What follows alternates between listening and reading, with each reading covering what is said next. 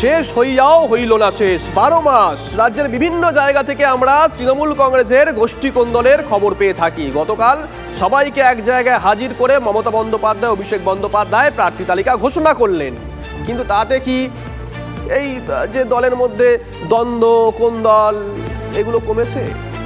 আমরা দেখলাম 11 জন বিধায়ককে সাংসদ হওয়ার জন্য টিকিট দিল তৃণমূল কংগ্রেস। কিন্তু যিনি সাংসদ ছিলেন, যিনি টিকিট না পেয়ে গেছিলেন বিজেপির টিকিটে যেতেন, তারপর তৃণমূল কংগ্রেসে যোগদান করলেন সেই অর্জুন সিং, তিনি টিকিট পেলেন না। 1 ঘন্টা 1.5 ঘন্টার মধ্যেই রাস্তায় নেমে এসে বিক্ষোভ দেখাতে শুরু করেন অর্জুনের সমর্থকরা।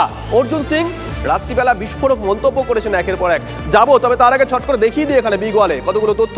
পিসিআর 42 আসনে তৃণমূলের প্রার্থী ঘোষণা গতকাল। দলের অন্দরে ক্ষোভের আগুন। পার্থকে টিকিট, বিদ্রোহী অর্জুন সিং। ব্যারাকপুরে কি এবার তৃণমূল বনাম তৃণমূল? একটা বড় প্রশ্ন। বেসুরো বর্ধমান পূর্বের সাংসদ যাব আমরা, তবে অর্জুন সিং গতকাল ঠিক কি বলেছেন শোনাই একবার। দুঃখজনক ঘটনা আমার জন্য, এটা আমার দুর্ভাগ্য। এই এমপিটাই পেলাম না, আবার অন্য কি এক্সপেক্ট করবো? আমি কিন্তু মানুষের সঙ্গে রাজনীতি করা লোক, আমি কিন্তু হাওয়ায় রাজনীতি করি না। সিটিং এমপি আছি, তাই তো পার্থভৌমিক আমার কাছে আছে যে লড়াই করবে, সে সিটিং এমপি কাছে আসবে, চাय খাবো আমরা। বহুদিন ধরে আমার এখানে আসেনি, কেন বড় নেতা হয়ে গেছে। अभी मैंने कोई डिसाइड नहीं किया है, और जो बबीदा हमको जो बात बोले हैं उसके बारे में भी हम अपने लोगों से चर्चा करेंगे, उसके बाद ही कोई डिसीजन। দেখুন, অর্জুন সিং বললেন যে পার্থভৌমিক তার বাড়িতে যাবেন, চা খাবেন, কথা হবে। পার্থভৌমিক তিনিও বলেছেন যে অর্জুন তাকে শুভেচ্ছা জানিয়েছেন, কিন্তু তার মধ্যেও কোথাও গিয়ে যেন ওই যে বললাম ইশারাটাই যথেষ্ট। কি বলেছেন পার্থভৌমিক শুনুন। সুবোধ অধিকারী আর মঞ্জু বসু, ইভিন রাজ চক্রবর্তী, তারা কেউ মন থেকে মানতে পারেনি। যারা 21-এর লড়াই করেছিল তাদের সাথে ওর লড়াইটা একদম ব্যক্তিগত পর্যায়ে চলে গেছিল। স্বাভাবিকভাবে দল তখন দেখলো যে এতগুলো বিধায়ক বিরুদ্ধে, তাহলে এই লোকটা প্রথম দিন থেকে দল করেছে, দল কোনোদিন ছাড়েনি, দলের দুঃসময়ও ছিল, দলের কথা ছাড়ার চিন্তাও করে না, তাহলে এই লোকটাকে দাঁড় করিয়ে দিই। আমি ওকে বলেছি যে তুমি নিজেও ভালো করে জানো যে আমি এমপি কন্টেস্টিং ক্যান্ডিডেট ছিলাম। আমি তো নিশ্চিতভাবে আশা করব থাকবে, কারণ বারবার দল বদলালে তো লোকেও এটা ভালো করে নেয় না। যাই আলোচনায় রাজপুত্র চন্দ্র, অভিনেতা রাজপুত্র, এটা কি একটা রাজনৈতিক দলের কাছে নির্বাচনের আগে খুব স্বস্তিদায়ক? তৃণমূল কংগ্রেসের কাছে এটা কোনো ফ্যাক্টর না, কারণ তৃণমূল কংগ্রেসের বৃহত্তর পরিবার। তৃণমূল কংগ্রেসে এই ধরনের ছোট এটা মান অভিমান লাগতেই পারে, এবং তৃণমূল কংগ্রেসের এই পরিবার একসাথেই থাকবে। মান অভিমানেই কিন্তু ব্যাপারই না। অর্জুন সিং চলে গেছিলেন বিজেপিতে, 42 জন ক্যান্ডিডেট, কার্যত পার্টিকে তৃণমূল কংগ্রেসকে 42 লাখ আমাদের যোগ্য প্রার্থীরা রয়েছে। শুনুন, 42 জন ক্যান্ডিডেট, 42 লাখ যোগ্য প্রার্থীরা রয়েছে, সবাইকে তো দেওয়া যায় না।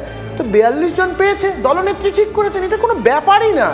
আজকে তৃণমূল কংগ্রেসে গোষ্ঠীদ্বন্দ্ব, যে কথাটাকে আপনি গোষ্ঠীদ্বন্দ্ব বলছেন, আমি বলছি সাধারণ মান অভিমানের ব্যাপার।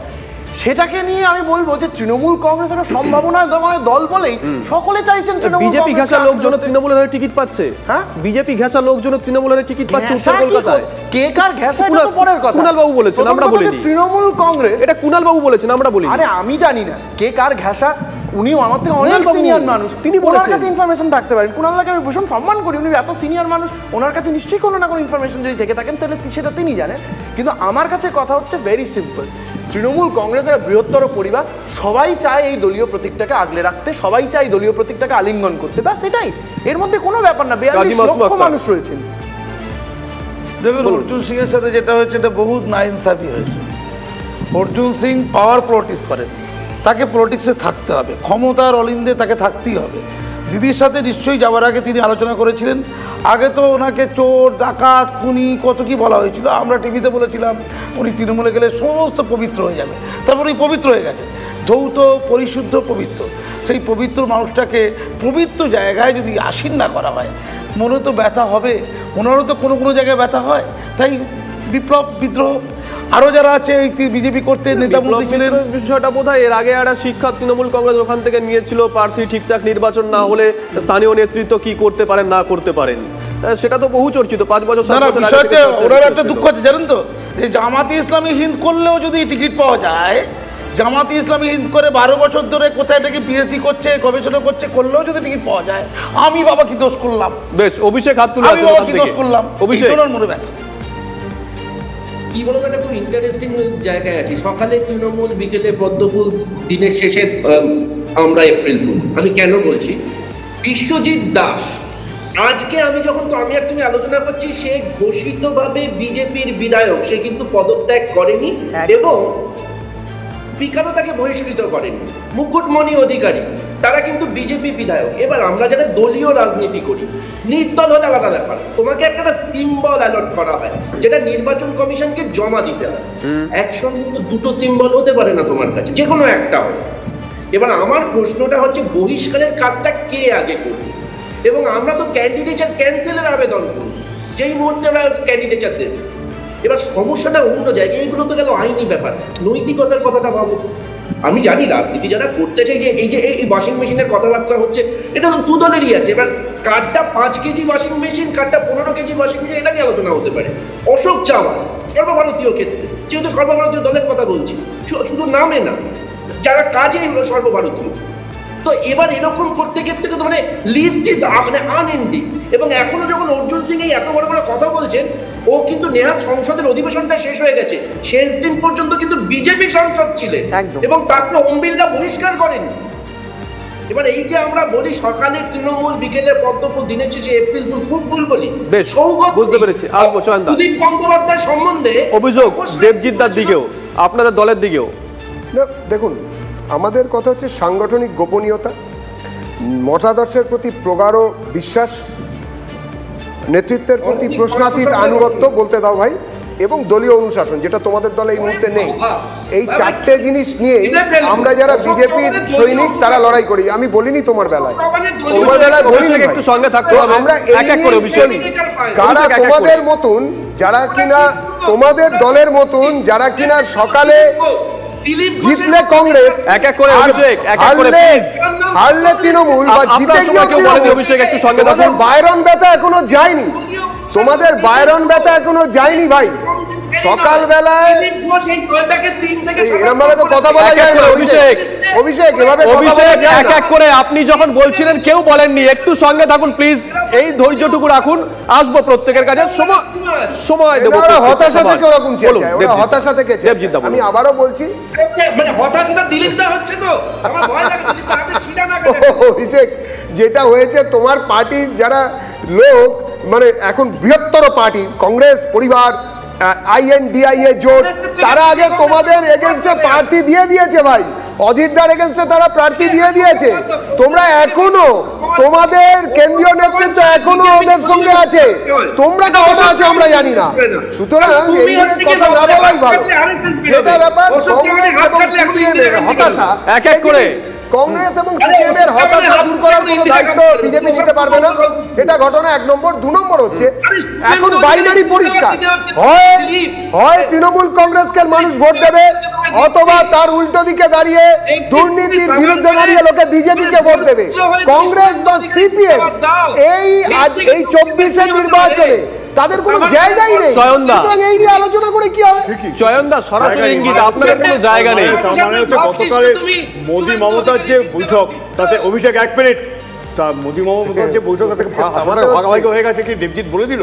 আমি খুব স্পষ্টভাবে আরেকটা নাম অভিষেক মিস করে গেছে, কৃষ্ণ কল্যাণী, রায়গঞ্জের বিজেপি বিধায়ক, লোকসভায় রায়গঞ্জ কেন্দ্রে তৃণমূল প্রার্থী।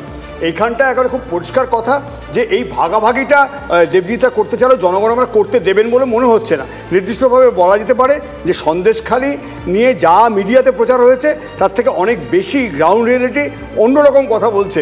আমরা নির্দিষ্টভাবে বলছি রুটি কাপড়া মাকান, এই ইস্যুতে ভোট হবেই, এবং সেক্ষেত্রে ধর্মীয় মেরুকরণের চেষ্টা সবটা, এবং বিজেপির এই ফুলে ফুলে যাতায়াত, এটা মানুষ ধরে ফেলেছেন। বিজেপি তৃণমূলের যে একই চরিত্র পরিষ্কার বোঝা গেছে, পরিষ্কার বোঝা গেছে ভাই। রাজনৈতিক চর্চা শুনছি, কিন্তু আম জনতা যারা নেতা বানান, যারা জনপ্রতিনিধি বানান, সেই আম জনতা তারা কি বলেছেন শোনাই একবার। যে পার্টিকে ভালোবাসে সেই পার্টিতে টিকিট পাক না পাক সেই পার্টি ধরে থাকাই উচিত, আমি এটা মনে করি। সাংসদ বা বিধায়ক কাউন্সিলর বড় কথা নয়, বড় কথা হচ্ছে সেবার মনোভাব। আপনি একটা সাধারণ মানুষ হিসাবেও মানুষের সেবা করতে পারেন। নিজের পাল্লা ভারী বলতে আমার মানি টাকার ব্যাপারটা, টাকাটা যাতে আমার আসে সে রাখির, মানে জনগণের সেবা করার তো কোনো কিছু নাই। জনতার উপকারে ক্ষমতায় থাকতে হবে। এই দলে যদি টিকিট না পাই কালকে তাহলে আমি ওই দলে চলে যাব। নিজের স্বার্থ আগে, কার কি হলো আমার দেখার দরকার নেই। দল বদল করলে তো আস্থা ভেঙে যায় মানুষের। দল বদলটাকে কেউ এটাকে খুব বলা যায় মানে নিজস্ব সুযোগ সুবিধার জন্য হয়তো করছে, আবার কেউ হয়তো স্বতঃস্ফূর্ত মন থেকে ভালোবেসে করছে। ঝন্টু বাবুর কাছে একটু যাই। ঝন্টু বাবু, দল বদল তো নতুন কিছু নয়, দল বদল করে অন্য দলে গেছেন, টিকিট পেয়েছেন, জিতেছেন, মুড়িমুড়কির মতন উদাহরণ রয়েছে গোটা রাজ্য তো বটেই, ভারতবর্ষ জুড়ে। কিন্তু দল বদলের একটা নৈতিকতাও তো থাকে। এটা কি কোথাও গিয়ে যে উদাহরণগুলো উঠে আসছে সেটা ভোটারদেরকে প্রতারণা করা নয়? আমি তোমাকে প্রথমেই বলি, দেখো উড়িয়া ভাষায় প্রচলিত একটা কথা আছে, কৌশলে নাকি ঘাস বনে পদ্ম ফুল ফোটে, আবার কখনো কখনো সেই পদ্ম বনেও পদ্ম শুকিয়ে গেলে ঘাস ফোটানো যায়। আমি আজকে পশ্চিমবঙ্গের রাজনীতিটা এর চাইতে ভালো প্রচলিত কথায় ব্যাখ্যা দেওয়ার জায়গায় নেই। তুমি খেয়াল করে দেখবে দল বদলের একটা আমাদের কিন্তু আইন আছে সুনির্দিষ্ট, এই আইনের সংশোধন দরকার। আমি আজকের ডেটে সময় উপযোগী একটা আইনের সংশোধন দরকার। এখানে কোন রাজনৈতিক দল বুকে হাত দিয়ে বলতে পারবে না তারা এটা করেছে, কিন্তু তারপরেও সংশোধন তো দরকার, প্রয়োগটা দরকার না ঠিকঠাক? একদম। তারপরেও তোমাকে শুভজিৎ বলছি, আমি তৃণমূলকে ছেড়ে দিলাম, তৃণমূল একটা লিডার বেস পার্টি, তার এই আনএথিক্যাল জায়গাটা কিছুটা হলেও মানুষ ধরে নেয়। কিন্তু এখানে বিজেপি তো একটা রেজিমেন্টেড। আমি বারবার 21-এর নির্বাচনের আগেও বলেছিলাম যে বিজেপি একটা এথিক্স, একটা মোরালিটি নিয়ে চলে। তারা বলে, আমরা জানি তারা ধর্মীয় হলো, সেই মোরালিটিটা একটা স্ট্যাবলিশ মোরালিটি। সেই মোরালিটিতে তো 21-এ ধাক্কা লেগে গেছিল ওই দলবদলুদের দ্বারা। অস্বীকারের তো জায়গা নেই। বিজেপির একান্ত নিতান্ত সামান্য সমর্থকও জানে 21-এর নির্বাচনে বিজেপি যে ফলটা করতে পারতো সেটা করতে পারেনি, তার কারণ তাদের মোরাল জায়গাটা ধাক্কা লেগেছিল দলবদলুদের দ্বারা, জনগণ নেয়নি সেটা। আজকে ওই জুতোতে কি করে এরা পা গড়াচ্ছে, আমি সেখানে গিয়ে প্রশ্ন। দেবজিৎ দা, আমরা এই ধরনের আলোচনার মধ্যে শুধু একটা জিনিস পরিষ্কার করতে চাই, বাংলার মানুষের জন্য এই নির্বাচন কি করতে পারে। বাংলার মানুষ এই নির্বাচনে এই জন্য বিজেপির পক্ষে ভোট দেবেন যে দল বদলুরা কি করতে পেরেছেন, কি করতে পারেননি, কারা দেওয়ালের ওপরে দাঁড়িয়েছিলেন, কারা জিতলে বিজেপি, হারলে তৃণমূল, এইসব ভেবেছিলেন, কারা কোন কারণে গিয়েছেন সেটা মানুষের কাছে স্পষ্ট। আমরা টিভি চ্যানেলে বসে বড় বড় কথা বলবার সাধারণ মানুষ বিশ্বাস করবেন বা অবিশ্বাস করবেন কোনোটাই নয়। বাংলার মানুষকে এত বোকা ভাবার কোনো কারণ নেই। যেটা বলার সেটা হচ্ছে এই ভোট উন্নয়নের ভোট। যে ভোট হতে চলেছে সেই ভোট হচ্ছে যেখানে সবাইকে নিয়ে চলার ভোট। এই ভোট হচ্ছে বিশ্বাসের ভোট। এই ভোট বাংলাকে নতুন দিশা দেখানোর ভোট। আপনাকে ঠিক করতে হবে আপনি কি দুর্নীতির সঙ্গে আছেন অথবা দুর্নীতির বিরুদ্ধে আছেন। আপনাকে ঠিক করতে হবে আপনি কি টেটে যারা মেধা যাদের চুরি গেছে তাদের সঙ্গে আছেন বা তাদের অন্যদের সঙ্গে আছেন। এটাই ইস্যু। রাজপুত্র, আপনি যে কথা বললেন যে আপনাদের মানে তৃণমূল কংগ্রেসের 42টা কেন্দ্র 4200 প্রার্থী না 42,000 প্রার্থী রেডি রয়েছে, হঠাৎ করে 11 জনকে কেন বাঁচতে গেল তৃণমূল কংগ্রেস? এরা যদি জেতে আবার নির্বাচন আমাদের ট্যাক্সের পয়সা ঠিক মনে করেছেন তাই ব্যাপারটা তা না। এখানে ঝন্টুদা একটা কথা বললেন, কি ক্রাইটেরিয়া ঠিক মনে করেছেন সেটা দলনেত্রী জানেন। আমার বক্তব্য হচ্ছে ঝন্টু বাবু একটা কথা বললেন, রাজনৈতিক কেউ জানে না কি মনে করছেন। ডিস্টার্ব করেন, আমার একটাই কথা বলতে সুবিধা হবে।